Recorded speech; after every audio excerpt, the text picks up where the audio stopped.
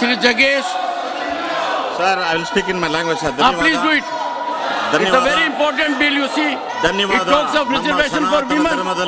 We have to empower half of the humanity. Go ahead. ನಮ್ಮ ಈ ಸನಾತನ ಧರ್ಮದಲ್ಲಿ ಹೆಣ್ಣು ಮಕ್ಕಳಿಗೆ ವಿಶೇಷವಾದಂಥ ಆದ್ಯತೆ ಇದೆ. ಪ್ರತಿಯೊಬ್ಬರು ಕೂಡ ಮಾತೃದೇವೋಭವ ಯತ್ರ ನಾರ್ಯಸ್ತು ಪೂಜ್ಯಂತೆ ರಮಂತೆ ತತ್ರ ದೇವತಾ ಅನ್ನತಕ್ಕಂಥ ಮಾತನ್ನ ಹೇಳುವಂಥ ಹೆಣ್ಣು ಮಕ್ಕಳನ್ನ ಇವತ್ತು ಸಪೋರ್ಟ್ ಮಾಡುವಂಥ ಈ ಬಿಲ್ಲನ್ನು ನರೇಂದ್ರ ಮೋದಿ ಅವರು ಅಮಿತ್ ಶಾ ಅವರಿಗೆ ವಿಶೇಷವಾಗಿ ಇಡೀ ಭಾರತದ ಪರವಾಗಿ ಧನ್ಯವಾದನ ಅರ್ಪಿಸ್ತೇನೆ. ಈ ಬಿಲ್ಲನ್ನು ಪ್ರಮೋದಿಸ್ತೇನೆ.